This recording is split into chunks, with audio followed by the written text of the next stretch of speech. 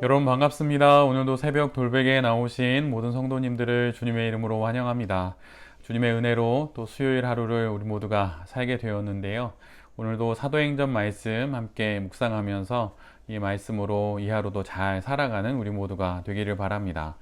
오늘 우리에게 주신 하나님의 말씀은 사도행전 10장 1절로 5절까지의 말씀과 9절로 10절 그리고 15절의 말씀입니다. 가이사랴에 고넬료라는 사람이 있었는데 그는 이탈리아 부대라는 로마 군대의 백부장이었다. 그는 경건한 사람으로 온 가족과 더불어 하나님을 두려워하며 유대 백성에게 자선을 많이 베풀며 늘 하나님께 기도하는 사람이었다. 어느 날 오후 3시쯤에 그는 환상 가운데에서 하나님의 천사를 똑똑히 보았다. 그가 보니 천사가 자기에게로 들어와서 고넬료야 하고 말을 하는 것이었다. 고넬료가 천사를 주시하여 보고 두려워서 물었다. 천사님, 무슨 일입니까? 천사가 대답하였다. 내 기도와 자선 행위가 하나님 앞에 상달되어서 하나님께서 기억하고 계신다. 이제 욥바로 사람을 보내어 베드로라고도 하는 시몬이라는 사람을 데려오너라. 이튿날 저들이 길을 가다가 욥바에 가까이 이르렀을 때에 베드로는 기도하려고 지붕으로 올라갔다. 때는 오정쯤이었다. 그는 배가 고파서 무엇을 좀 먹었으면 하는 생각이 들었다. 사람들이 음식을 장만하는 동안에 베드로는 황홀경에 빠져 들어갔다. 그랬더니 두 번째로 음성이 다시 들려왔다. 하나님께서 깨끗하게 하신 것을 속되다고 하지 말아라. 아멘. 오늘은 사도행전 10장의 말씀을 갖고 더 넓은 하나님의 뜻으로 인도하소서, 더 넓은 하나님의 뜻으로 인도하소서라는 제목으로 함께 하나님 말씀을 나누도록 하겠습니다. 계속해서 하나님께서 복음 전도의 지경을 더욱 넓혀 가십니다. 그 사명이 사울에게서 이제는 다시 베드로로 이어지게 됩니다. 성령 하나님께서 베드로를 통해 유대인이라는 민족적인 장벽을 넘어 복음을 전하기 시작하십니다. 복음의 중심이라 할 수 있는 예루살렘으로부터 루따로 그리고 욥바로 확장되던 복음은 마침내 로마 제국의 도시 가운데 유명한 가이사랴에까지 이르게 됩니다. 루따와 욥바는 유대인들과 이방인들이 섞여 있는 지역입니다. 그 지역의 복음이 전해지고 이제는 이방인들이 주축이 되어 살아가는 가이사랴에 하나님의 복음이 전해집니다. 그리고 그 중심에 로마 군대의 백부장 고넬료가 있고 또 복음 전도자로 또 하나님의 택함을 받는 베드로가 있습니다. 가이사랴는 로마 제국에서 손꼽히는 큰 항구 도시입니다. 그곳에 주둔하고 있는 로마 군대의 백부장 중 한 명이 바로 고넬료이지요. 그는 분명 이방 사람입니다. 그런데 그럼에도 불구하고 유대 전통을 따라서 늘 기도하는 경건한 사람이었습니다. 또 그뿐만 아니라 구제와 선행에도 힘썼던, 온 가족이 힘썼던 그런 고넬료이지요. 그러던 그가 어느 날 오후 3시가 되어서 그날도 또 시간에 맞춰서 기도하는 중이었는데 환상 가운데 욥바에 있는 베드로를 불러서 하나님의 말씀을 들으라는 명령을 듣게 됩니다. 비록 고넬료는 외견상 이방인이었지만 그는 그 어떤 유대인들보다도 경건했습니다. 그의 사회적인 지위와 역할인 백부장이라는 지위보다 하나님의 사람이라는 지위를 더 소중하게 여겼습니다. 그래서 그는 오후 3시 그 시간에 맞춰서 기도를 했고 자신의 소유를 구제로 많이 나누어 주며 힘써 살았던 그런 거룩한 사람이었습니다. 고넬료의 그러한 기도와 또 구제는 하나님 앞에 상달되었고 하나님께서는 그 모든 일들을 기억하고 계시다고 오늘 말씀에 분명히 기록해 놓고 있습니다. 그가 이럴 수 있었던 이유는 무엇입니까? 그것은 그는 그의 정체성이 백부장이 아니라 그리스도인이라고 하는 것을 알고 있었기 때문입니다. 우리가 세상에서 어떤 지위와 자리에 있든 그것은 우리의 그리스도인이라고 하는 정체성 다음에 있는 것입니다.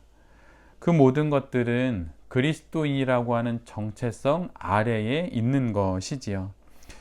회사의 높은 사장이든 정치인이든 유명인이든 그 모든 것은 그리스도인이라고 하는 정체성 바로 그 다음에 있는 것입니다. 이 땅에서 우리 모두는 이 한 번의 인생 속에서 다양한 역할로 인생을 살아갑니다. 그렇지만 결국 우리 모두는 그리스도인으로 살다가 그리스도인으로 죽어서 그리스도인으로 하나님의 품에 안기게 될 것입니다. 그리스도인, 이것이 바로 우리 모두의 정체성입니다. 한 영혼이 흔들리지 않고 인생을 살아갈 수 있는 길은 자신의 정체성을 명확히 알고 있을 때입니다. 내가 누구인가? 나는 누구지? 라고 하는 이 질문에 답할 수 있는 명확한 답이 정해진 사람은 흔들리지 않습니다. 내가 누구인지 알지 못할 때 그는 흔들리고 혼란하며 결국 세상의 시류에 따라 떠내려가는 인생이 됩니다. 그리고 또한 그런 인생에는 열매가 없지요. 하지만 우리는 정체성이 명확합니다. 바로 그리스도인입니다. 이 정체성을 따라 사는 것이 바로 성도의 인생이지요. 그리고 그런 인생에 혼란함은 없습니다. 그리고 또한 포기함도 없지요. 왜냐하면 이미 정해진 자신의 흔들림 없는 자기 인식이 있기 때문입니다. 이런 자기 인식에서 고넬료의 기도와 구제와 같은 거룩한 행위가 흘러나온 것입니다. 정체성에서 거룩한 행동이 자연스럽게 흘러나오는 것이죠. 우리의 정체성이 무엇입니까? 우리는 누구입니까? 나는 누구인가요? 이런 질문에 우리 모두는 이미 답이 있는 사람들입니다. 우리가 하고 있는 이 세상에서의 역할, 또 어떤 자리, 위치, 그런 것이 우리의 정체성이 아닙니다. 우리 모두는 바로 거룩한 사람들, 그리스도인이고 거룩한 하나님의 딸과 아들인 성도인 것입니다. 이 정체성으로 우리에게 주어진 이 인생을 잘 살아가는 것이 가장 잘 신앙 인생을 살아가는 그런 길이요 방법인 것이죠. 오늘 본문을 보면 고넬료가 하나님을 만나는 그 순간에 바로 그 시각에 하나님께서는 욥바의 무두장이 시몬의 집에 있는 베드로도 만나 주십니다. 그런데 베드로를 만나시는 그 시간 역시 기도의 시간입니다. 사실 일반적으로 유대인들이 기도하는 시간은 오전 9시 그리고 오후 3시입니다. 그런데 오늘 본문에 보면 베드로는 정오에 무두장이 시몬의 집 옥상에 올라가서 기도를 하게 되지요. 무슨 이유인지는 알 수 없지만 베드로는 그 시간에 하나님께 기도를 합니다. 그런데 그때 하나님께서 베드로를 만나 주시죠. 여기서 우리가 알 수 있는 건 기도가 정말 중요하다는 것입니다. 고넬료도 베드로도 기도 가운데 하나님을 만납니다. 어떻게 달리 또 반대로 뒤집어 이야기하면 하나님께서 기도하고 있는 고넬료와 베드로를 눈여겨보시고 그들을 만나 주시는 것이죠. 하나님을 만나는 길이 바로 이처럼 기도입니다. 물론 다른 은혜의 방편으로도 우리는 하나님을 만날 수 있습니다. 어찌 하나님이 기도라고 하는 그 수단에 갇힐 수 있을까요? 그럴 수는 없는 것이지요. 그런데 우리가 사도행전 1장부터 오늘 10장까지 계속 말씀을 묵상하면서 우리가 알게 되는 건 사도들에게 하나님께서 임재하실 때 바로 그 중심에 기도라고 하는 신앙적인 은혜가 또 은혜의 방편이 있다고 하는 것입니다. 그래서 사도행전을 기도행전으로도 부르게 되는 것이죠. 하나님을 만나는 가장 안전한 방법이 무엇입니까? 그 은혜의 방편이 무엇입니까? 그것은 바로 기도입니다. 시간을 내서 공간을 만들어서 여러분 기도하십시오. 그럴 때 고넬료를 만나 주시고 또 베드로를 만나 주신 하나님께서 우리도 만나 주실 것입니다. 기도하기를 원하신다면 여러분 기도할 수 있는 시간을 정하십시오. 그리고 그것을 주변에도 이야기하십시오. 자랑하듯 말하는 게 아니라 내가 몇 시부터 몇 시까지 기도하기로 정했습니다. 이렇게 나의 어떤 신앙적인 결단을 주변에 이야기하는 것이 그 결단을 지속할 수 있는 또 좋은 방법이 되기도 하기 때문입니다. 그래서 예를 들면 이 시간이면 우리 엄마가 기도하는 시간이지, 이 시간이면 우리 부모님이 함께 기도하는 시간이지, 이 시간이면 우리 딸과 우리 아들이 기도하는 시간이지, 이렇게 주변에서 알 수 있도록 기도 시간을 공표하는 것도 우리 신앙에 아주 유익한 방법입니다. 그것이 우리를 붙잡아 줄 수 있는 아주 좋은 약속이 되기 때문이에요. 베드로는 기도 중에, 그리고 고넬료도 기도 중에 하나님을 만납니다. 이처럼 기도로 또 우리의 신앙을 잘 이렇게 다듬어 가고 또 잘 유지해 가는 그런 우리 모두가 되어야 할 것입니다.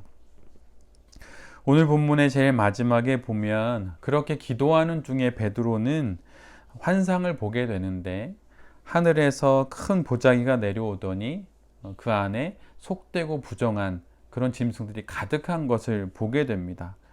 그리고 하나님께서 그것을 보여주시면서 베드로에게 잡아먹으라고 말씀하시죠. 그런데 베드로는 그럴 수 없다고 거절합니다. 그런데 이런 일이 3번이나 일어나요. 먹어라, 잡아먹어라, 못 먹습니다. 저는 지금껏 단 한 번도 부정하고 속된 것을 먹은 적이 없습니다. 이렇게 3번이나 베드로가 고집 있게 거절을 하게 됩니다. 그런데 그 가운데서 하나님께서 베드로에게 단호하게 이렇게 말씀하십니다. 하나님께서 깨끗하게 하신 것을 속되다고 하지 말아라. 구약의 관습과 또 몸에 밴 전통을 따라 하나님께서 제시해 주시는 하나님의 새로운 그 뜻을 거부하게 되는, 거절하게 되는 베드로의 모습을 우리 모두가 보게 됩니다. 베드로를 더 넓은 복음의 지경으로 강권하여서 인도하시는 하나님의 말씀을 베드로가 전통에 붙잡혀서, 관습에 붙잡혀서 거절하는 것을 하나님께서 우리에게 보여주시는 것입니다. 하나님의 뜻이 우리의 경험과 또 우리가 알고 있는 어떤 신앙적인 전통, 그 바운더리 안에서만 하나님의 뜻이 우리에게 전해지는 것이 결코 아닙니다. 내가 알고 있고 내가 경험했고 또 내가 몸담았던 어떤 신앙적인 체험과 경험, 교리를 넘어서서 하나님께서 우리를 강권적으로 인도하실 때도 있습니다. 그때 우리 모두가 오늘의 본문을 잘 기억할 수 있어야 합니다. 그럴 때 하나님의 그 뜻을 헤아리며 우리가 모험하듯 하나님께서 말씀해 주시는 것을 잘 받아들이고 그것을 잘 수납할 때 하나님의 더 넓은 뜻을 알게 되고 우리의 신앙의 지경도 또 우리의 인생의 지경도 넓어지게 되는 것입니다. 그래서 이런 말이 우리에게 있는 것이죠. 딱딱한 것은 죽음에 가깝고 부드러운 것은 생명에 가깝다. 생명의 하나님께서 우리의 지경을 넓히시려고 하실 때 딱딱한 전통과 교리와 또 나의 신앙적인 체험으로만 딱 선을 그어놓는 것이 아니라 그거 너머로 부르시는 생명의 말씀에 부드럽게 응답할 수 있는 우리 모두가 되어야 할 것입니다. 우리의 정체성은 그리스도인입니다. 그리스도인으로 우리의 정체성으로 이 하루의 여러 역할과 또 책임을 잘 감당하는 우리 모두가 되기를 바랍니다. 또한 기도의 사람이 되어서 하나님을 만나고 나의 경험과 원칙을 뛰어넘어 다가오시는 하나님의 뜻을 신뢰하면서 순종으로 수납함으로 더 넓은 하나님의 뜻을 이루고 또 더 넓은 지경으로까지 우리의 인생의 지경이 넓어지는 그런 복을 누리는 새벽 돌베개의 모든 성도님들과 또 이 말씀을 나누는 제 자신이 될 수 있기를 간절히 기도드립니다. 아멘. 기도하겠습니다. 주님, 우리의 정체성은 그리스도인입니다. 이 정체성으로 오늘도 우리에게 주어진 모든 상황들을 잘 감당하게 하여 주시옵소서. 고넬료도 베드로도 기도 가운데 하나님을 만났습니다. 우리 모두도 기도의 사람이 되어 살게 하시고 기도 가운데 하나님을 만나는 은혜를 누리게 하여 주시옵소서. 우리의 경험과 원칙을 넘어 다가오시는 하나님을 만날 때가 있습니다. 그때 전통과 원칙에 경험에 붙잡히지 않고 하나님의 뜻 앞에 우리의 모든 것을 내려놓고 하나님의 새로운 뜻을 수납하는 우리 모두가 되게 하여 주시옵소서. 그리하여 순종으로 더 넓은 하나님의 세상으로 인도함 받는 우리 모두가 되게 하여 주시옵소서. 이 모든 말씀 예수 그리스도의 이름으로 기도드립니다. 아멘.